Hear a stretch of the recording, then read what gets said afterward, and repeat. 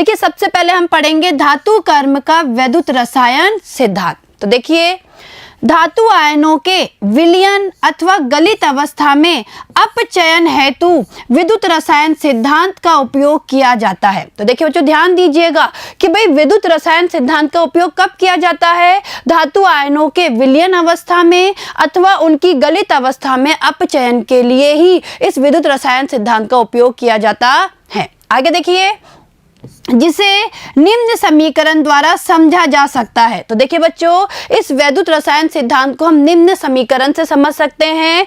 तो समीकरण देखिए डेल जी नोट बराबर minus n F E naught, यानी इस समीकरण से हम इसे समझ सकते हैं। और देखिए बच्चों ये समीकरण हम पढ़ के भी आए हुए हैं। यहाँ पे डेल जी नोट तो क्या है? गेब्ज ऊर्जा में परिवर्तन। यहाँ पे एन क्या है? मुक्त इलेक्ट्रॉनों की संख्या। एफ है फैराडे और ई नोट क्या होता है? जो वहां पे रेडॉक्स युग्म होता है उसके इलेक्ट्रोड विभव को ही ई नोट से दर्शाते हैं। वापस देखिए बच्चों यहाँ पे डेल जी नोट तो है गेब्ज ऊर्जा, एन है मुक्त इलेक्ट्रॉनों की संख्या, एफ है फैराडे और ई नोट है रेडॉक्स युग्म का इलेक्ट्रोड विभव।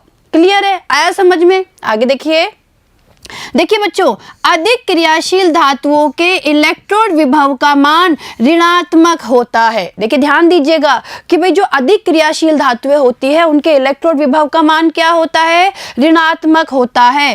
इसलिए उनका अपचयन कठिन होता है क्योंकि इलेक्ट्रोड विभव का मान ऋणात्मक होने पर डेल जी नोट धनात्मक हो जाता है। देखिए बच्चों ध्यान दीजिएगा भाई होता क्या है कि भाई जो इलेक्ट्रोड विभव है, जो इलेक्ट्रोड विभव है, अगर इस इलेक्ट्रोड विभव का मान ऋणात्मक हो जाता है तो उससे क्या होता है? डेल जी नोट धनात्मक हो जाता है।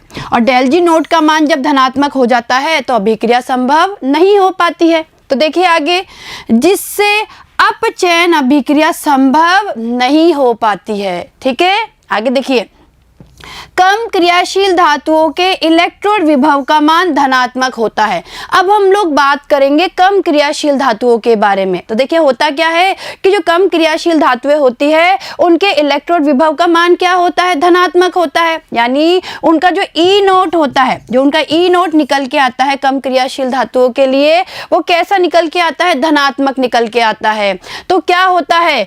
इसलिए उनका अपचयन आसानी से हो जाता है। तो देखिए क्या होता क्या है? उनका अपचयन आसानी से हो जाता है क्योंकि इलेक्ट्रोड विभव धनात्मक होने पर डेल जी नोट ऋणात्मक हो जाता है। ठीक है, तो आया आप लोगों को समझ में कि किस तरीके से वैद्युत रसायन सिद्धांत यहाँ पे कार्य करता है। चलें आगे, चलिए अब देखिए अब हम ये पढ़ेंगे कि एल्यूमिनियम का निष्कर्षण किस तरीके से किया जाता है। अरे भाई जो वैद्युत रसायन सिद्धांत हम पढ़ रहे हैं उसके द्वारा एल्यूमिनियम का निष्कर्षण कैसे होता है उसके बारे में हम अध्ययन करेंगे। तो देखिए बच्चों ध्यान दीजिएगा इसके धातु कर्म में शुद्ध Al2O3 में Na3Al F6 यानी इसे क्या कहते हैं हम? क्रायोलाइट। ठीक है, तो Na3Al F6 यानी क्रायोलाइट या CaF2 को हम बोलते हैं फेल्सपार। ठीक है बच्चों, तो देखिए वापस ध्यान दीजिएगा इसके धातु कर्म में शुद्ध Al2O3 में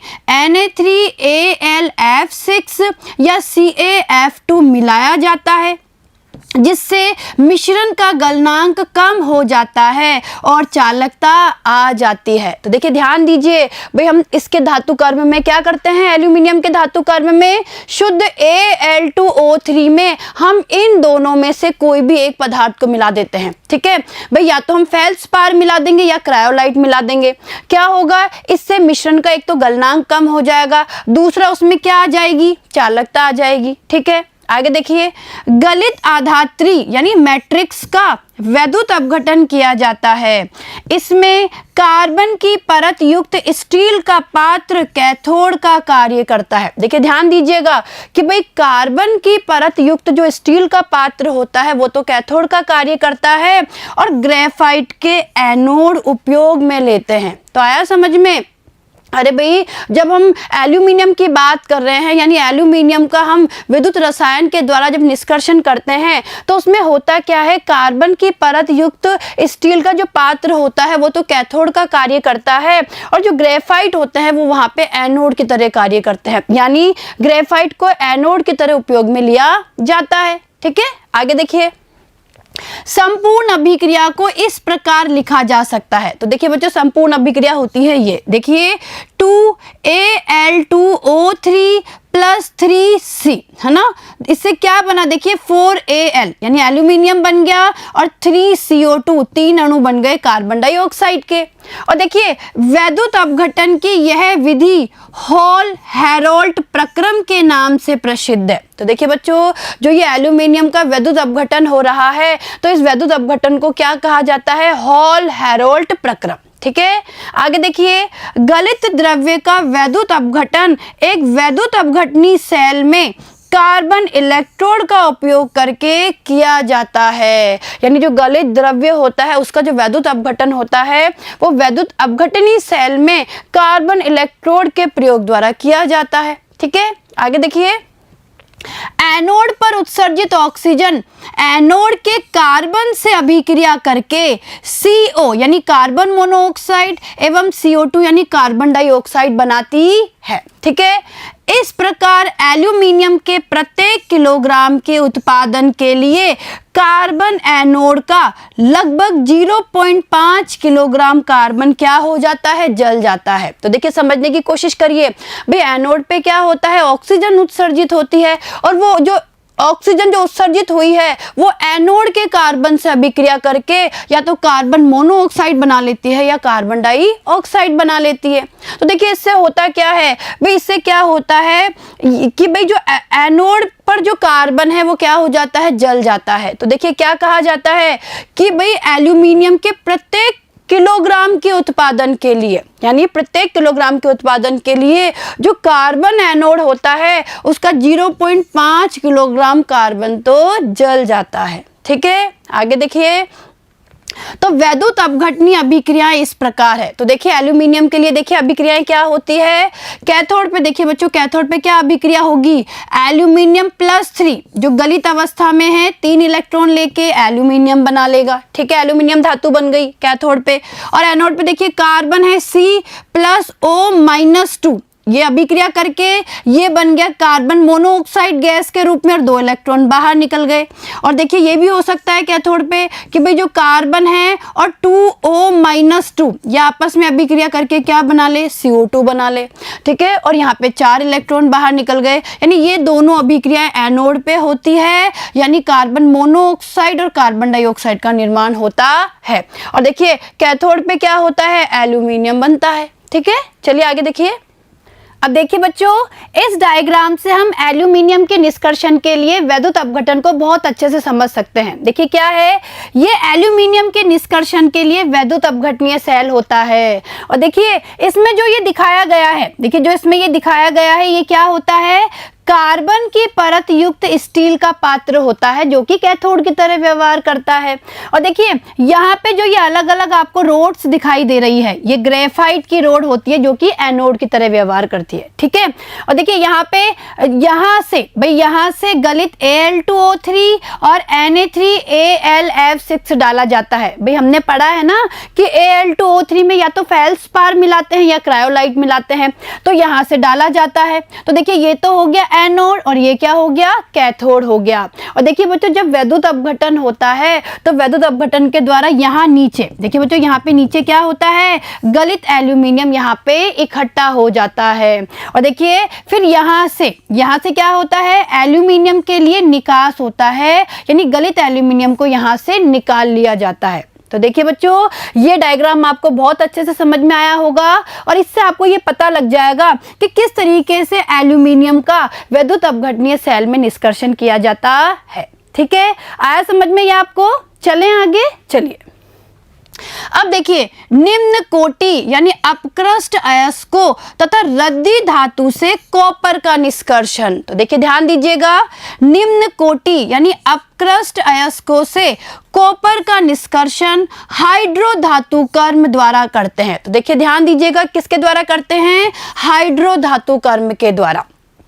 इसे अम्ल या जीवाणु के उपयोग से निक्षालित करते हैं तथा Cu+2 यानी कॉपर +2 आयन युक्त विलयन की रद्दी लोहे या H2 से क्रिया करते हैं। तो देखिए अभिक्रिया क्या होगी, Cu+2। देखिए बच्चों यहाँ पे अभिक्रिया को समझने की कोशिश कीजिएगा।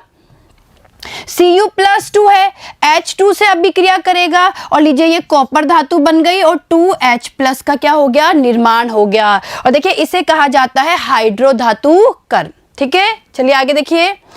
अब देखिए अब हम पढ़ेंगे ऑक्सीकरण अपचयन। देखिए बच्चों अब हम ये पढ़ेंगे कि ऑक्सीकरण अपचयन के द्वारा किस तरीके से धातुओं का निष्कर्षण होता है। तो देखिए ध्यान दीजिए, ऑक्सीकरण पर आधारित एक अत्यंत सामान्य उदाहरण है लवण जल से क्लोरीन का निष्कर्षण। तो देखिए बच्चों ऑक्सीकरण अपचयन विधि के द्वारा अगर हम निष्कर्षण की बात करें तो सबसे अच्छा उदाहरण है लवण जल से क्लोरीन का निष्कर्षण। और देखिए क्लोरीन समुद्री जल में सामान्य लवण के रूप में बहुतायत में उपलब्ध होता है। हमें पता है ना भाई क्लोरीन समुद्री जल में सामान्य लवण के रूप में बहुतायत रूप से उपलब्ध होता है।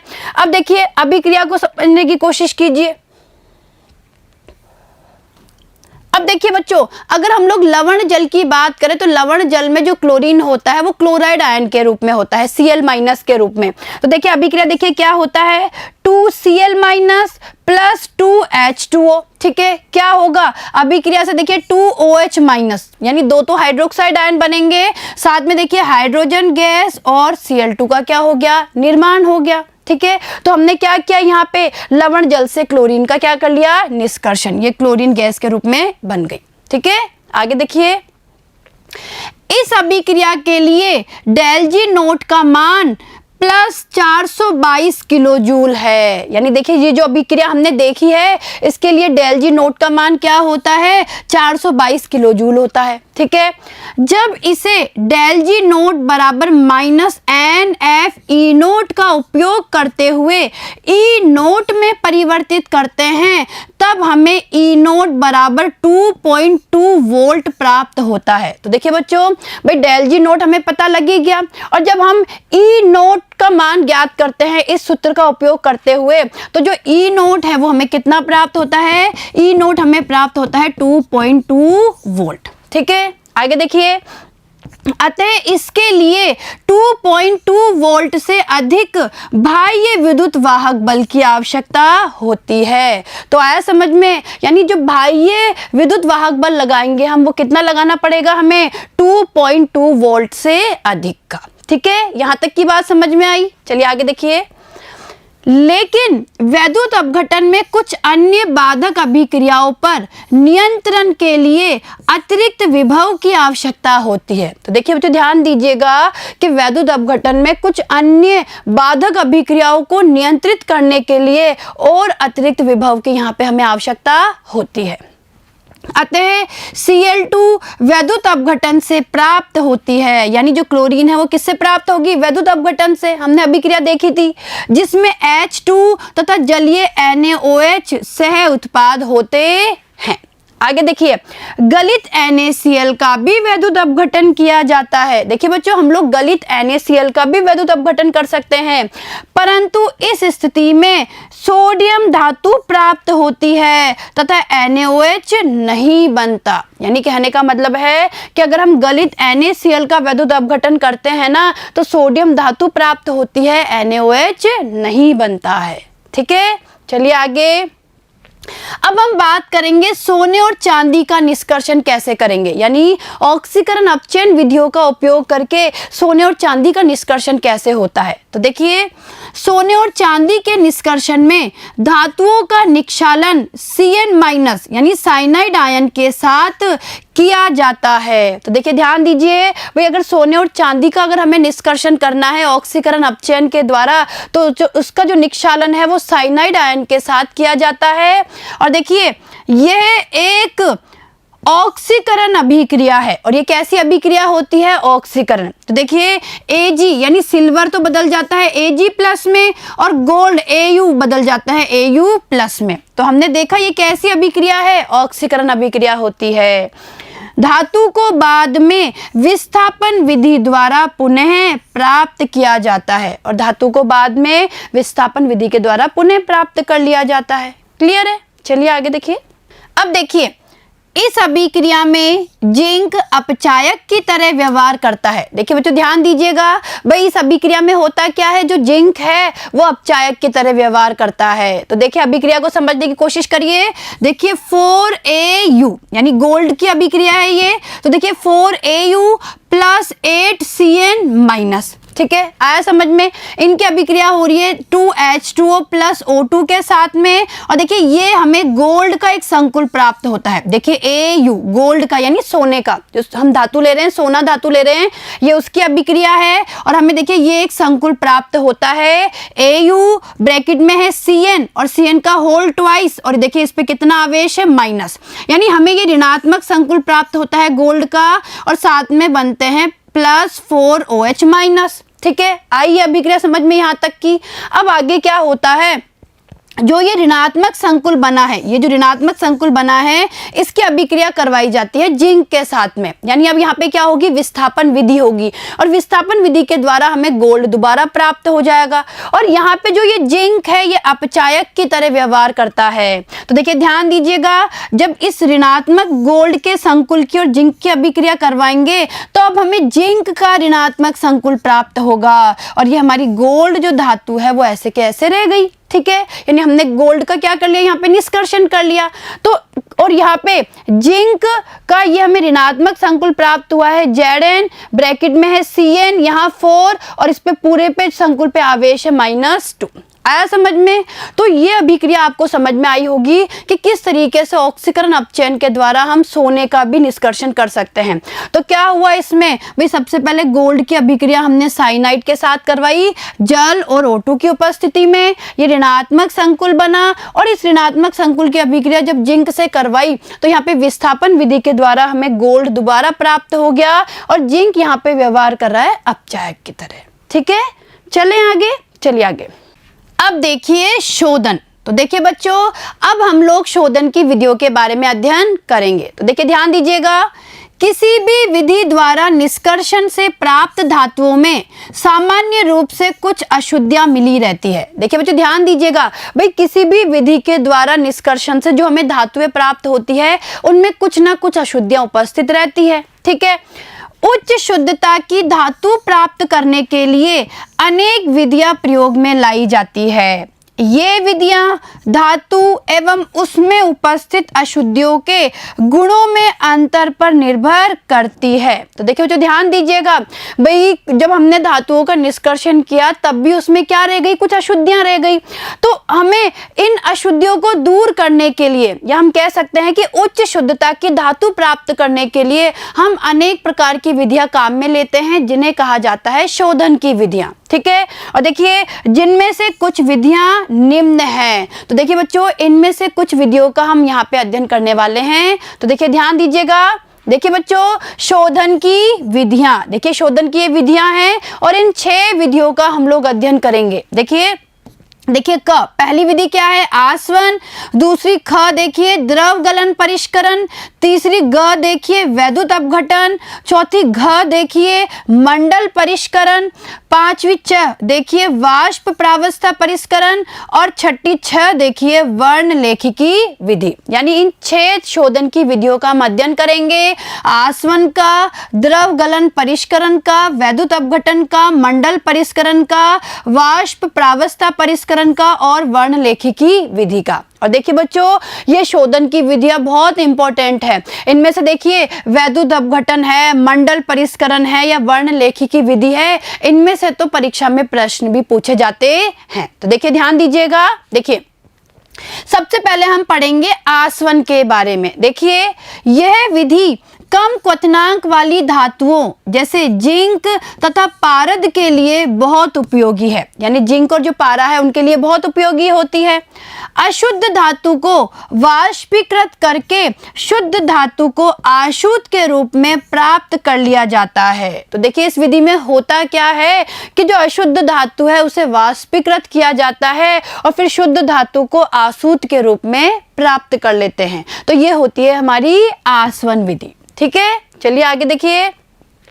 दूसरी विधि देखिए द्रव गलन परिष्करण। देखिए ध्यान दीजिएगा, इस विधि में कम गलनांक वाली धातु जैसे टिन को पिघलाकर ढालू सतह पर बहने दिया जाता है, जिससे अधिक गलनांक वाली अशुद्धियां अलग हो जाती है। तो देखिए बच्चों, द्रव गलन परिष्करण में क्या होता है भाई, कम गलनांक वाली धातु जैसे टिन को पिघलाया जाता है और फिर ढालू सतह पर बहने दिया जाता है। ठीक है, उससे होता क्या है, अधिक गलनांक वाली जो अशुद्धियां हैं वो अलग हो जाती है। ठीक है बच्चों, आगे देखिए। अब तीसरा देखिए यहाँ पे वैद्युत अपघटनी शोधन। देखिए बच्चों, बहुत इंपॉर्टेंट है, ये भी पूछी जाती है। देखिए, इस विधि में अशुद्ध धातु का एनोड बनाते हैं, उसी धातु की शुद्ध धातु पट्टी को कैथोड की तरह प्रयुक्त करते हैं। देखिए ध्यान दीजिएगा, इसमें होता क्या है कि अशुद्ध धातु का तो बनता है एनोड, और जो शुद्ध धातु की पट्टी है उसको काम में लेते हैं कैथोड की तरह। ठीक है, आगे देखिए। इन्हें एक उपयुक्त वैद्युत अपघटनी विश्लेषित पात्र में रखते हैं, जिसमें उसी धातु का लवण घुला रहता है। तो देखिए बच्चों, जो वैद्युत अपघटनीय पात्र होता है उसमें ये प्रक्रिया करते हैं, उसमें एनोड और कैथोड को रखते हैं और उसी में यानी उस पात्र में ही धातु का लवण भी घुला रहता है। ठीक है, अधिक क्षारकीय धातु विलयन में रहती है तथा कम क्षारकीय धातुएं एनोड पंख में चली जाती है। तो देखिए यहाँ पे होता क्या है कि जो अधिक क्षारकीय धातु होती है वो तो विलयन में ही रहती है और कम क्षारकीय धातुएं एनोड पंख में चली जाती है। ठीक है, चलिए आगे देखिए। इस प्रक्रम की व्याख्या वैद्युत विभव की धारणा, अधिविभव तथा गिब्ज ऊर्जा के द्वारा भी की जाती है। और देखिए ये अभिक्रियाएं इस प्रकार है, यानी इस प्रक्रम में क्या अभिक्रिया होती है। देखिए एनोड पे देखिए बच्चों क्या होता है, कोई भी धातु है, धातु में से इलेक्ट्रॉन बाहर निकल जाते हैं, यानी ऑक्सीकरण होता है एनोड पे। तो देखिए क्या हुआ, एम और एम से बना Mn+, यानी इसमें से n इलेक्ट्रॉन बाहर निकल गए, यानी यहाँ पे तो क्या हो रहा है, ऑक्सीकरण हो रहा है। ठीक है, आगे देखिए। और कैथोड पे क्या होता है, देखिए Mn+, यानी ये जो आयन बना है, जो ये धातु आयन बना है, ये n इलेक्ट्रॉन को ग्रहण करके धातु बना लेता है, यानी यहाँ पे होता है अपचयन। ठीक है, तो आया समझ में भाई, एनोड पे ऑक्सीकरण होगा और कैथोड पे अपचयन होता है।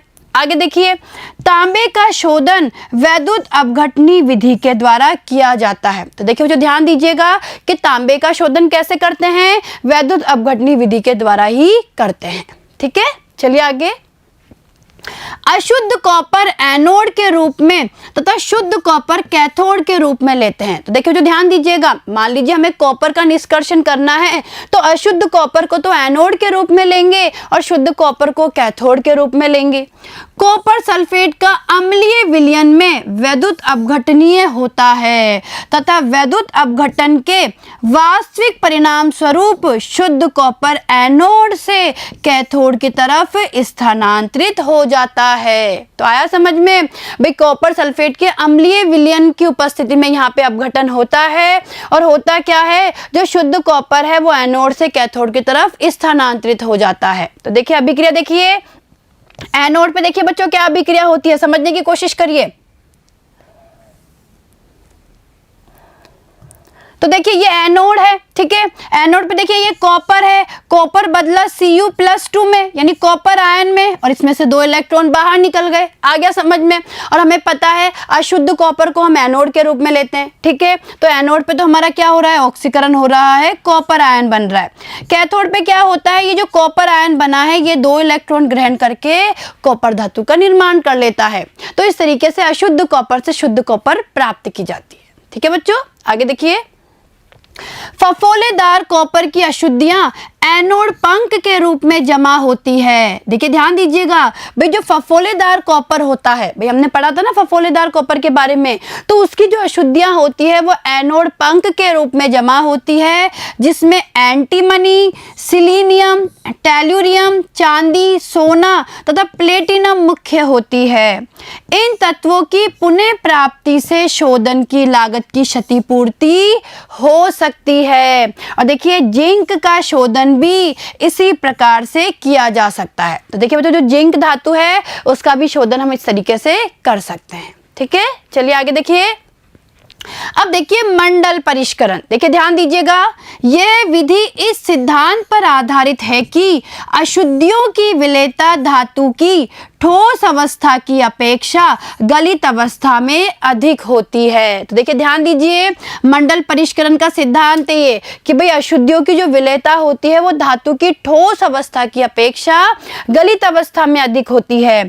इस विधि में अशुद्ध धातु की छड़ के एक किनारे पर एक गतिशील तापक लगा रहता है जो छड़ को हर ओर से घेरे रहता है। देखिए ध्यान दीजिएगा भाई, इसमें होता क्या है, एक अशुद्ध धातु की छड़ होती है। क्या होती है भाई, अशुद्ध धातु की छड़ होती है और उसके किनारे पे एक तापक लगा होता है, गतिशील तापक होता है जो कि छड़ को हर तरफ से घेरे रहता है। ठीक है, चलिए आगे देखिए। तापक जैसे जैसे आगे की ओर बढ़ता है गलित मंडल भी आगे बढ़ता जाता है। भाई जैसे जैसे तापक आगे बढ़ता है ना, गतिशील तापक है, तो जैसे जैसे वो आगे की ओर बढ़ता है गलित मंडल भी आगे बढ़ता जाता है और शुद्ध धातु गलित में से क्रिस्टलित हो जाती है तथा अशुद्धियां संलग्न गलित मंडल में ही चली जाती है। ठीक है, आगे देखिए। इस क्रिया को कई बार दोहराया जाता है तथा तापक को एक ही दिशा में बार बार चलाते हैं। तो देखिए ध्यान दीजिएगा कि इस क्रिया को हमें बार बार दोहराना पड़ता है और तापक को एक ही दिशा में बार बार चलाते हैं। ठीक है बच्चों, चलिए आगे देखिए। बच्चों यहाँ पे होता क्या है, ये एक धातु की छड़ होती है। देखिए ये क्या है, ये एक धातु की छड़ होती है। ठीक है, इस धातु की छड़ को देखिए इस तरीके से इसके अंदर ये धातु की छड़ रखी हुई रहती है और ये इसमें होता है उत्कृष्ट गैस वातावरण। यानी इस तरीके से एक चैम्बर है, चैम्बर में धातु की छड़ रखी हुई होती है और इस चैम्बर में उत्कृष्ट गैस वातावरण होता है। और होता क्या है, इसके चारों ओर देखिए, इसके चारों ओर ये क्या है, ये राउंड राउंड शेप में जो दिखाया हुआ है ये तापक है। तो देखिए बच्चों, प्रेरण कुंडली तापक जो एक ही दिशा की ओर बार बार चलता है। यानी ये क्या है, ये तापक लगे हुए होते हैं जो कि एक ही दिशा में चलते हैं और चारों ओर से घेरे रहते हैं। क्लियर है।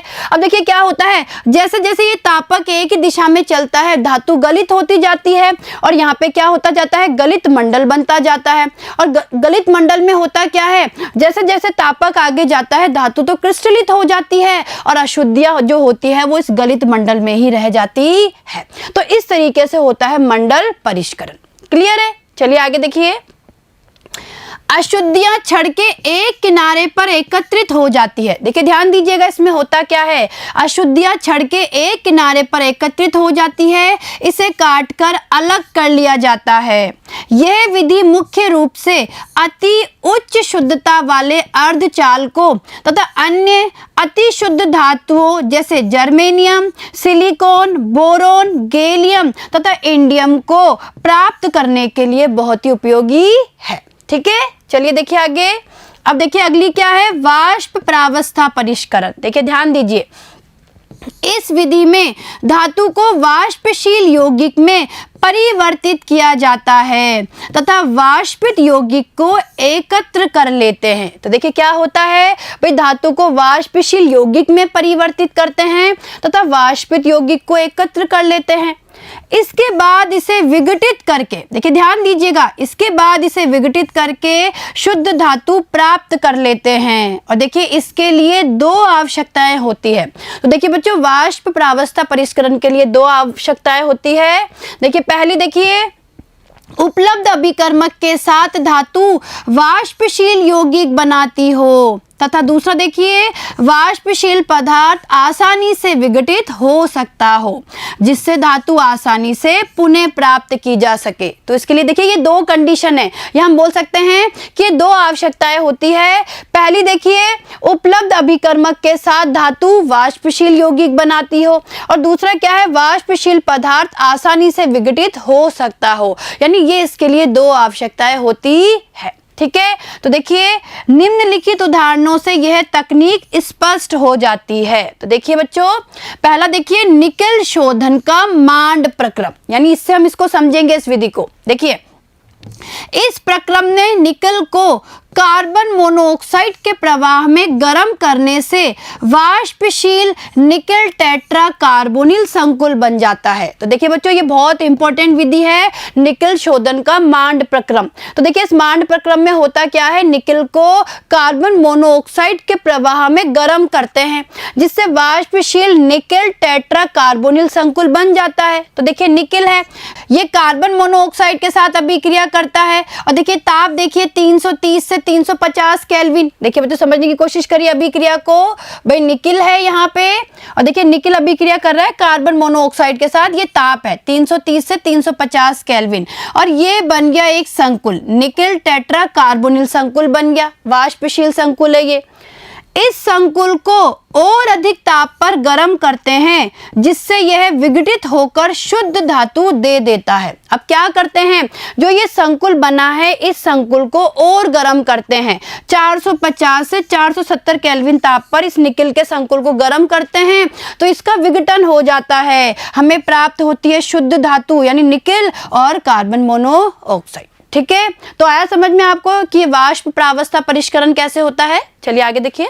अब दूसरी देखिए, जर्कोनियम या टाइटेनियम शोधन के लिए वॉन ऑरेकल विधि। देखिए बच्चों, इस विधि के द्वारा भी हम वाष्प प्रावस्था परिष्करण को समझ सकते हैं। तो देखिए यह विधि जर्कोनियम तथा टाइटेनियम जैसी कुछ धातुओं से अशुद्धियों की तरह उपस्थित संपूर्ण ऑक्सीजन तथा नाइट्रोजन को हटाने में बहुत उपयोगी है।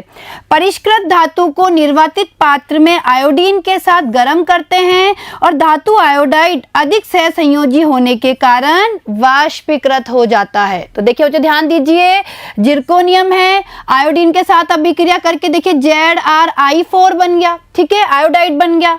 अब देखिए धातु आयोडाइड को विद्युत धारा द्वारा 1800 केल्विन ताप पर गर्म किए गए टंगस्टन तंतु पर विघटित किया जाता है। तो देखिए बच्चों होता क्या है कि जो धातु आयोडाइड है उसे विद्युत धारा के द्वारा 1800 केल्विन ताप पर टंगस्टन तंतु यानी गर्म किए गए टंगस्टन तंतु पर विघटित करते हैं और इस प्रकार से शुद्ध धातु तंतु पर जमा हो जाती है। तो देखिए क्या होगा, ये ZrI4 है, ठीक है, इसका विद्युत धारा द्वारा अपघटन किया जाएगा और ये जिरकोनियम और आयोडीन बन गया। ठीक है, तो इस तरीके से आपको वाष्प प्रावस्था परिष्करण समझ में आया होगा। चलें आगे, चलिए।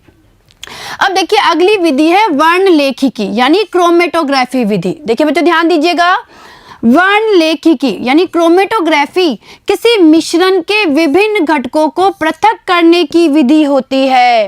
वर्णलेखिकी अधिशोषण तथा विभेदी अभिगमन के सिद्धांत पर आधारित है। देखिए ध्यान दीजिएगा कि जो वर्णलेखिकी है वो अधिशोषण तथा विभेदी अभिगमन के सिद्धांत पर कार्य करती है, अर्थात अधिशोषक पर मिश्रण के विभिन्न घटकों का अधिशोषण भिन्न भिन्न होता है। देखिए बच्चों क्या होता है कि यहाँ पे एक अधिशोषक काम में लेते हैं तो ये कहा जाता है कि जो अधिशोषक है उस पे मिश्रण के यानी किसी भी मिश्रण के अलग अलग अवयवों का अधिशोषण भी क्या होता है, अलग अलग तरीके से होता है। ठीक है, चलिए आगे देखिए।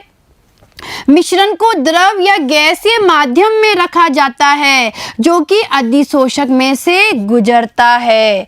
स्तंभ में विभिन्न घटक भिन्न भिन्न स्तरों पर अधिशोषित हो जाते हैं। तो इसमें होता क्या है कि जो मिश्रण है उसके अलग अलग घटक अलग अलग स्तरों पर क्या हो जाते हैं, अधिशोषित, और इस तरीके से उनको पृथक कर लिया जाता है। तो आगे देखिए। अब देखिए हम बात करेंगे स्तंभ वर्णलेखिकी के बारे में जिसे कॉलम क्रोमेटोग्राफी कहते हैं। तो देखिए बच्चों, स्तंभ वर्णलेखिकी यानी कॉलम क्रोमेटोग्राफी सूक्ष्म मात्रा में पाए जाने वाले तत्वों के शुद्धिकरण और शुद्ध किए जाने वाले तत्व तथा अशुद्धियों के रासायनिक गुणों में अधिक भिन्नता न होने की स्थिति में शुद्धिकरण के लिए अत्यधिक उपयोगी होती है। तो देखिए स्तंभ वर्णलेखिकी कब काम में लेते हैं कि भाई जब होता क्या है, सूक्ष्म मात्रा में पाए जाने वाले तत्वों के शुद्धिकरण और शुद्ध किए जाने वाले तत्व तथा अशुद्धियों के रासायनिक गुणों में अधिक भिन्नता ना हो, ठीक है, उस समय हम काम में लेते हैं स्तंभ वर्णलेखिकी जिसे कि कॉलम क्रोमेटोग्राफी भी कहा जाता है। ठीक है, आई बात समझ में यहाँ तक की। आगे देखिए। तो देखिए बच्चों, इस डायग्राम से आप अच्छे से समझ सकते हैं कि किस तरीके से स्तंभ वर्णलेखिकी होती है। और देखिए यहाँ पे आप ध्यान से देखेंगे तो देखिए यहाँ पे ऊपर से देखिए यौगिकों का मिश्रण डाला जा रहा है, यौगिकों का मिश्रण डाला जा रहा है और ये एक स्थिर अवस्था होती है। और जब थोड़ी देर बाद आप क्या देखेंगे कि हमें अलग अलग पट्टियां यानी अलग अलग बैंड यानी अलग अलग पट्टियां प्राप्त हो जाती है। कहने का मतलब है कि जो मिश्रण के अवयव है वो अलग अलग रूप से यहाँ पे अधिशोषित हो जाते हैं। तो इस तरीके से देखिए हमारी क्या होती है, कॉलम क्रोमेटोग्राफी। तो देखिए बच्चों, इस डायग्राम को समझिएगा, देखिए ठीक है। तो आ गया आपको कि भाई होता क्या है, ऊपर से मिश्रण डाला जाता है, मिश्रण धीरे धीरे नीचे आएगा और अलग अवयवों का अलग अलग जगह पर क्या हो जाएगा, यहाँ पे अधिशोषण हो जाएगा और अवयव क्या हो जाएंगे, अलग अलग हो जाएंगे। ठीक है, चलिए आगे देखिए। अब देखिए एल्यूमिनियम, कॉपर, जिंक तथा लोहे के उपयोग। देखिए बच्चों, अब हम एल्यूमिनियम, कॉपर, जिंक और लोहे के उपयोग के बारे में पढ़ेंगे। तो देखिए एल्यूमिनियम पन्नी का उपयोग खाद्य पदार्थों के लिए आवरण पत्र यानी रेपर के रूप में होता है।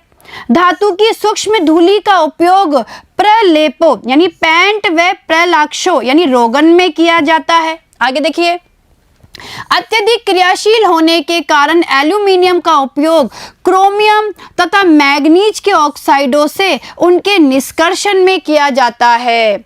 एल्यूमिनियम के तारों का उपयोग विद्युत चालकों के रूप में किया जाता है। एल्यूमिनियम युक्त मिश्र धातु हल्की होने के कारण बहुत उपयोगी होती है। आगे देखिए, तांबे का उपयोग विद्युत उद्योग में तार बनाने में तथा जल और भाप के लिए पाइप बनाने में होता है। इसका उपयोग कई प्रकार की मिश्र धातुओं में भी किया जाता है जो धातु से अधिक कठोर होती है। तो देखिए जैसे पीतल है, तो पीतल है, कांसा है या मुद्रा मिश्र धातु है, तो इसके निर्माण में भी तांबे का उपयोग किया जाता है। और देखिए पीतल में क्या होता है, पीतल के निर्माण में तांबे के साथ जिंक का उपयोग करते हैं, कांसे के निर्माण में तांबे के साथ टिन को काम में लेते हैं और मुद्रा मिश्र धातु बनाने में तांबे के साथ निकेल को काम में लिया जाता है। ठीक है बच्चों, आगे देखिए, जिंक का उपयोग जस्तेदार लोहा बनाने में किया जाता है। व्यापक मात्रा में इसका उपयोग बैटरियों में, कई मिश्र धातु घटकों में जैसे पीतल है, जर्मन सिल्वर है, इनमें होता है। और देखिए बच्चों, पीतल में देखिए कॉपर तो होता है 60% और जिंक होता है 40%। ठीक है, इसी तरीके से जर्मन सिल्वर की बात करें तो कॉपर होता है 25 से 30%, जिंक होता है 25 से 30% और निकिल होता है 40 से 50%। ठीक है, तो इस तरीके से जिंक का उपयोग भी मिश्र धातु बनाने में किया जाता है। आगे देखिए, यशद रज का उपयोग रंजक सामग्री, प्रलेप आदि के उत्पादन में अपचायक के रूप में किया जाता है। चलिए आगे, ढलवा लोहा जो कि लोहे का सबसे महत्वपूर्ण प्रकार है, इसका उपयोग स्टोवों, रेलवे स्लीपरों, गटर पाइपों तथा खिलौने आदि को ढालने में होता है। इसका उपयोग पिटवा लोहे तथा इस्पात को बनाने में किया जाता है। पिटवा लोहे का उपयोग लंगरों, तारों, बोल्टों, चेनों तथा कृषि उपयोगी उपकरणों के बनाने में किया जाता है। चलिए आगे, स्टील यानी इस्पात के अनेक उपयोग हैं। जब इसमें दूसरी धातुएं मिलाई जाती है तो मिश्र धातु इस्पात प्राप्त होता है। निकेल इस्पात का उपयोग रस्से बनाने, स्वचालित वाहनों तथा हवाई जहाजों के हिस्से, लोलक, मापक फीतों, कटाई के औजारों तथा संदलन मशीनों को बनाने में, और स्टेनलेस स्टील का उपयोग साइकिलों, स्वचालित वाहनों, बर्तनों तथा पैनों इत्यादि में किया जाता है। ठीक है, तो देखिए बच्चों, ये आपको इनके उपयोग समझ में आए होंगे। चलें आगे, चलिए। तो देखिए बच्चों, अब हम लोग छोटे से संक्षिप्त रूप में जो हमने धातुओं के निष्कर्षण के बारे में पढ़ा है उसका अध्ययन कर लेते हैं। तो देखिए बच्चों, समझने की कोशिश करना। जैसे सबसे पहले हम बात कर रहे हैं एल्यूमिनियम के बारे में। तो देखिए एल्यूमिनियम कहाँ कहाँ उपस्थित होता है, इसका अयस्क देखिए, बॉक्साइड और क्रायोलाइट। तो देखिए बॉक्साइड देखिए Al2O3.XH2O, ठीक है। क्रायोलाइट होता है Na3Alf6। इसी तरीके से आयरन की बात करें तो आयरन देखिए हेमेटाइट और मैग्नेटाइट में ये होता है Fe2O3 और मैग्नेटाइट होता है Fe3O4। इसी तरीके से कॉपर की बात करें तो कॉपर पाइराइट में कॉपर ग्लांस, मैलाकाइट, क्यूपराइट यानी इनमें पाया जाता है हमारा तांबा। और देखिए कॉपर पाइराइट देखिए CuFeS2, कॉपर ग्लांस देखिए Cu2S, मैलाकाइट देखिए CuCO3.Cu और ये OH का होल ट्वाइस, और क्यूपराइट होता है Cu2O। इसी तरीके से देखिए बच्चों जिंक की बात करें तो जिंक पाया जाता है जिंक ब्लेंड या स्फेलेराइट में, जिसको बोलते हैं ZnS, कैलामीन यानी ZnCO3 और जिंकाइट यानी ZnO में। यानी ये धातुएं हैं और ये किस किस में ये धातुएं पाई जाती है, यानी इनके अयस्क है। आगे देखिए अगर हम इनके निष्कर्षण की सामान्य विधि की बात करें तो देखिए अगर हम एल्यूमिनियम की बात करें तो देखिए गलित Na3Alf6 में विलय Al2O3 का वैद्युत अपघटन, यानी इस तरीके से हम एल्यूमिनियम का क्या कर सकते हैं, निष्कर्षण, और ये हम लोग पढ़ के भी आए हुए हैं। आगे देखिए अगर हम आयरन की बात करें तो वात्या भट्टी में CO तथा कोक के साथ ऑक्साइड का अपचयन, क्लियर है। इसी तरीके से तांबे की बात करें तो सल्फाइड अयस्क का आंशिक भर्जन तथा अपचयन, और इसी तरीके से जिंक की बात करें तो भर्जन और उसके पश्चात कोक द्वारा अपचयन, यानी इस तरीके से हम इनका क्या कर सकते हैं, इनका निष्कर्षण कर सकते हैं। यानी ये इन धातुओं के निष्कर्षण की क्या है, सामान्य विधि है, क्लियर है। चलिए आगे देखिए। अब देखिए अब हम इन धातुओं के लिए इनके निष्कर्षण से संबंधित कुछ टिप्पणी के बारे में पढ़ लेते हैं। भाई हमने पढ़ा ना कि किस तरीके से भाई एल्यूमिनियम, आयरन, कॉपर, जिंक कहाँ कहाँ पे ये पाया जाता है, यानी क्या तो इनके अयस्क होते हैं, साथ ही साथ हम लोगों ने पढ़ा कि इनके निष्कर्षण की सामान्य विधि क्या होती है, और अब हम इनकी टिप्पणी के बारे में भी पढ़ लेते हैं। तो देखिए एल्यूमिनियम के लिए देखिए निष्कर्षण के लिए विद्युत के अच्छे स्रोत की आवश्यकता होती है। आयरन के लिए देखिए ताप 2170 केल्विन के आसपास होना चाहिए।